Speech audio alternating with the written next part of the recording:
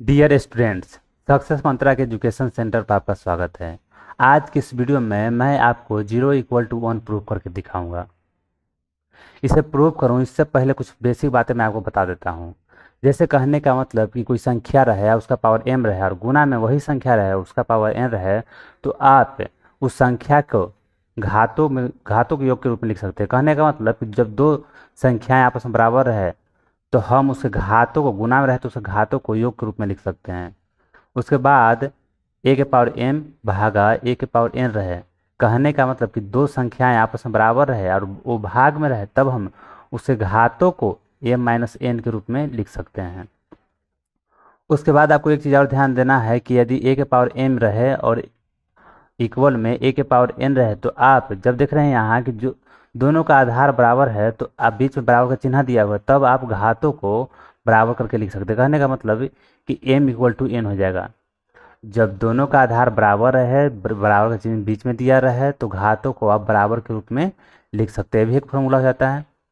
ठीक। उसके बाद एक और ध्यान रखना है आपको कि कोई भी संख्या दिया रहे, चाहे वो संख्या कितना ही बड़ा क्यों न रहे। कहने का मतलब कि a दिया रहे उसके यदि उसका पावर 0 हो तो इसका मतलब 1 होता है। मेरा कहने का मतलब है कि कितना भी बड़ा संख्या हो क्यों न रहे, 9, 8, 7, 5, 4, 3, 2, 6, यदि हम इस पूरा का पावर 0 कर देते हैं तो इसका मतलब 1 होता है। इतना बात आप समझ गए हैं आप। उसके बाद आप करेंगे क्या, कहने का मतलब इससे ये साफ होता है कि x के पावर 0 कहने का मतलब 1, यानी कोई भी संख्या रहे उसका पावर हम 0 करते हैं तो उसका मतलब हमारा 1 होता है। ठीक। उसके बाद एक चीज़ और आपको ध्यान रखना है कि कोई भी संख्या दिया रहता है, जैसे कि मान के चलिए एक उदाहरण के तौर पर ले लेता हूँ 6, तो इसके पहले यदि कुछ भी नहीं, धन का चिन्ह या ऋण का चिन्ह नहीं है तो हम समझ जाते हैं कि इससे पहले प्लस यानी धन का चिन्ह छुपा हुआ है। साथ में हर में कुछ नहीं दिया हो तो एक छुपा रहता है, और उसके अलावे घात में यदि कुछ नहीं है तो एक रहता है। कहने का मतलब है, एक और उदाहरण लेते हैं, जैसे कि मैं 5 ले लेता हूँ तो इसके पहले धन का चिन्ह छुपा हुआ रहता है, साथ में नीचे हर में एक छिपा रहता है, उसके अलावे घात में भी एक छिपा रहता है।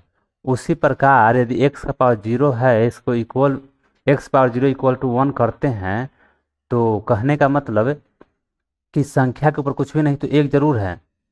चलिए मैं इसके अलावे लिखता हूँ क्या कि हाँ, मैं एक लिख देता हूँ। यदि 1 के पावर 0 कर दूँ तो हमारा एक ही आएगा।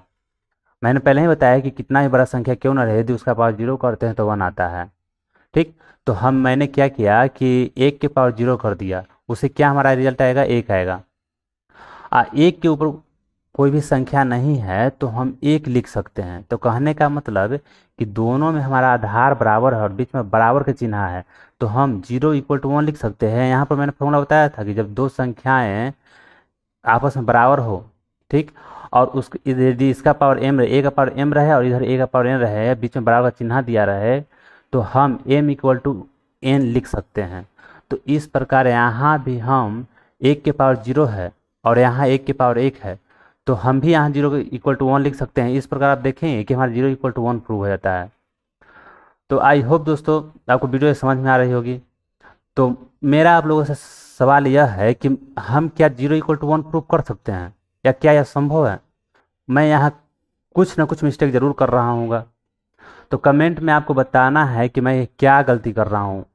क्या ऐसा संभव है कि 0 = 1 प्रूव कर सकें इस कॉन्सेप्ट से। तो यदि आप जानते हो तो कमेंट जरूर करें। आई होप दोस्तों वीडियो अच्छी लगी हो तो वीडियो को लाइक और चैनल जरूर सब्सक्राइब करें। Thanks for watching.